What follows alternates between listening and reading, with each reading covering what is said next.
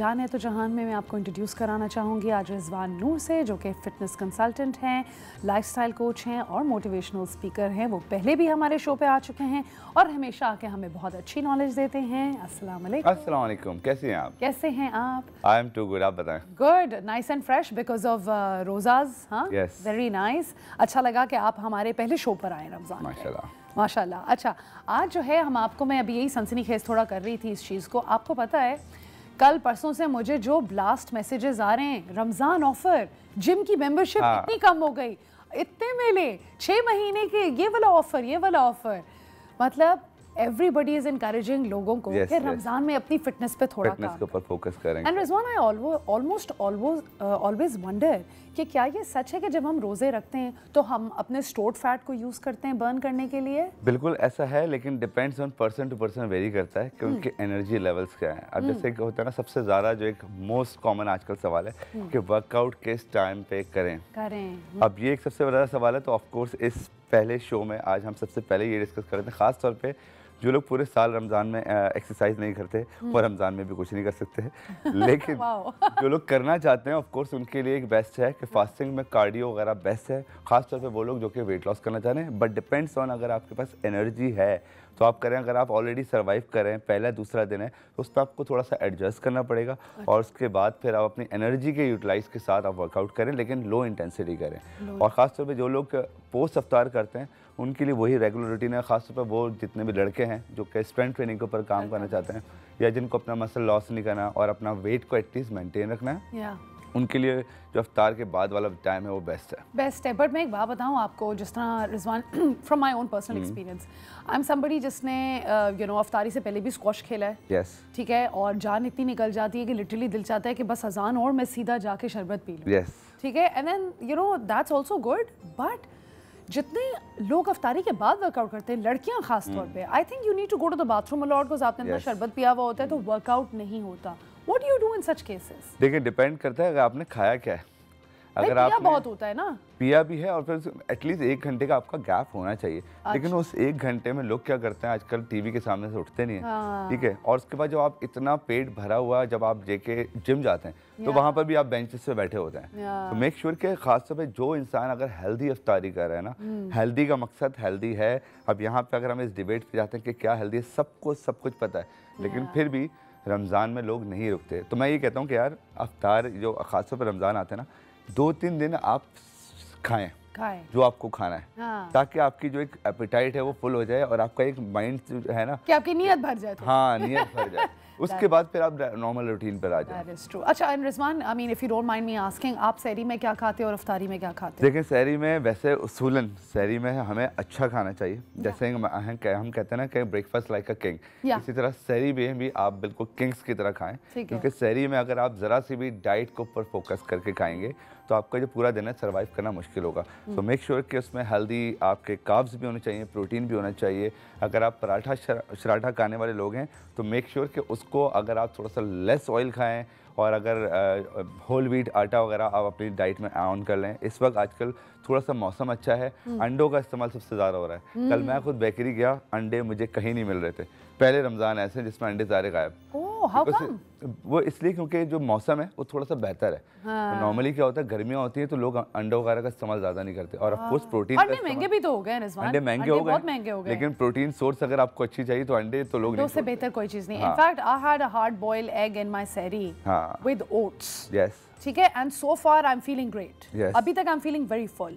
So what can you say for a girl my age, ठीक है, या मुझसे बड़ी उम्र की अगर कोई औरत अपनी फिटनेस पे काम करना चाह रही है, एंड लेट्स से आजकल तो डायबिटीज भी कितनी फैली हुई है, तो आप क्या सजेस्ट करेंगे कि वो सहरी के वक्त क्या खा सकती हैं औरतें? देखिए, खासतौर पे वो लोग जो कि ऑलरेडी क्या कहते हैं, अगर डायबिटीज़ वगैरह हैं, ये सारी चीज़ें, उनके लिए जो थोड़ी सी जो रूटीन है ना उसको बेहतर करना पड़ेगा।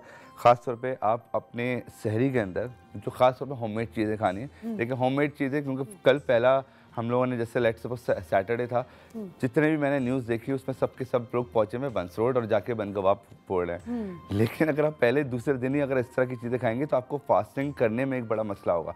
तो मेक श्योर कि होममेड चीज़ें हों। होममेड जितनी भी चीज़ें होती हैं उसमें कोई नुकसान नहीं है। दही का इस्तेमाल कर सकते हैं, Greek yoghurt is always a good option. इसके अलावा होममेड रोटी सालन जो आप बनाते हैं वो खाएं, और इसके साथ वाटर इनटेक। बाहर के खाने से हार्टबर्न भी बहुत होता है। हार्टबर्न भी होता है, आपको नींद नहीं आती। जब आप सहरी के बाद नमाज पढ़ के जब लेटते हैं उसके बाद भी आपको 2-3 घंटे लग जाते हैं, तो जो बर्निंग फेज है वो आ जाता है। तो अगर आप हेल्दी उस वक्त भी खाएंगे तो आपको नींद अच्छी आएगी। और खासतौर पर रमज़ान में रिकवरी करना बहुत ज़रूरी है। अगर आप अच्छा सोएंगे, उसके बाद आप अच्छा उठेंगे, उसके बाद आपका पूरा दिन बड़ा फ्रेश रहेगा। Absolutely, absolutely, very true. अच्छा, एंड वर्कआउट की इंटेंसिटी हम लोग किस तरीके से चेंज कर सकते हैं रमज़ान के? वर्कआउट की इंटेंसिटी के लिए देखें, वैसे हम एक प्लान देते हैं 220 - एज, आपका एक मैक्सिमम हार्ट रेट निकलता है। उस मैक्सिमम हार्ट रेट को आप एटलीस्ट जो है 10 to 15% कम रखें, जो कि आप नॉर्मल डेज में रखते हैं। ठीक है, सो लेट्स सपोज अगर आप कार्डियो पे भी कर रहे हैं तो कार्डियो पे don't go for the run immediately, but ये कि आप ब्रिस्क वॉक करें। ब्रिस्क वॉक से अगर आपको लगता है कि हाँ एनर्जी है और अफ्तार का जो टाइम है वो थोड़ा करीब है, तो आप थोड़ा बहुत कार्डियो करें और उसके फ़ौरन बाद। लेकिन मसला ये होता है जब ज़्यादा एक्सरसाइज आप करते हैं, इंटेंसिव एक्सरसाइज करते हैं, तो जब आप इफ्तार के टाइम बैठते हैं ना, तो उस वक्त बहुत सारे लोग जो है इफ्तार पे कंट्रोल नहीं कर पाते, क्योंकि ज़्यादा कैलोरीज बर्न हुई हुई हैं। बॉडी की जो इस वक्त पोजीशन है वो बहुत ज़्यादा नीड है कि उसको एनर्जी सोर्स चाहिए, एकदम से आप ज़्यादा कर और फिर जब ज़्यादा खा लेते हैं उसके बाद जो है ना फिर आप बैठे होते हैं और उस पर कोई काम नहीं करते। मेक श्योर कि उस वक्त अगर आपने सारे लोग जितने भी कंट्रोल कर लिया तो आप पूरा दिन जितना फ्रेश गुजारेंगे, रमज़ान से बेहतर कुछ नहीं है। और ख़ास तौर पे वो ट्रेनर्स जो कि रमज़ान को सिर्फ वेट लॉस चैलेंज करके बेच रहे हैं, तो रमज़ान सिर्फ वेट लॉस चैलेंज नहीं है।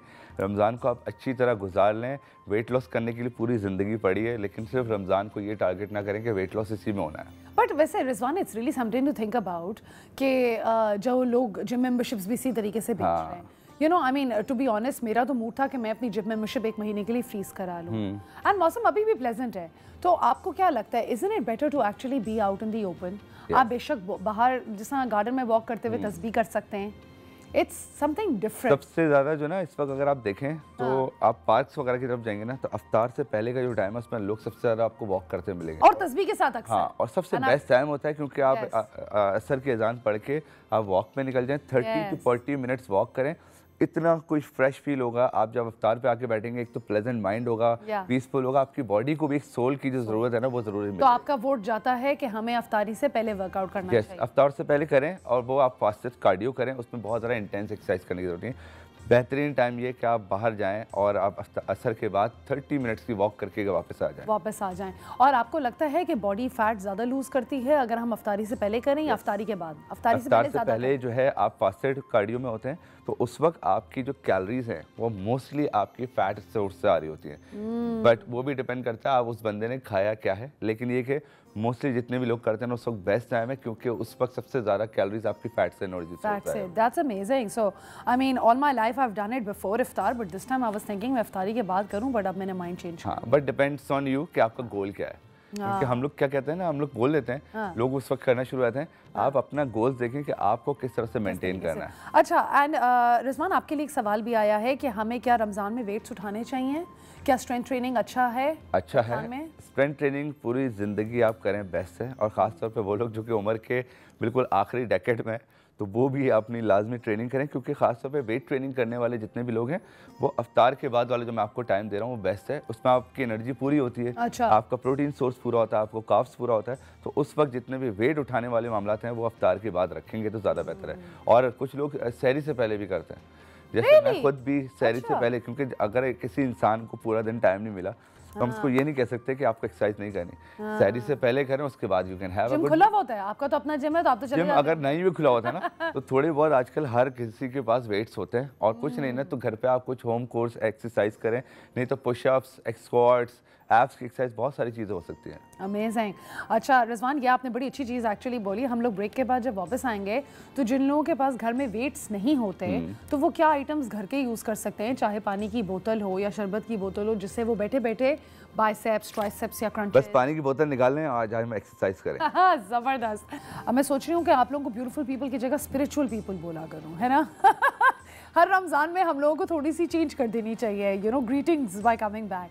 अच्छा, यू नो रिजवान, हमें अभी ब्रेक में भी एक सवाल आया है किसी से कि हम किस तरीके से ओवर ईटिंग ना करें रमज़ान में, क्योंकि इतनी भूख लग रही होती है, एकदम से जब खाना देखते हैं बंदा एक्साइटेड हो जाता है, कोई इतनी वो वाली बात नहीं है, तो किस तरीके से हम कंट्रोल करें?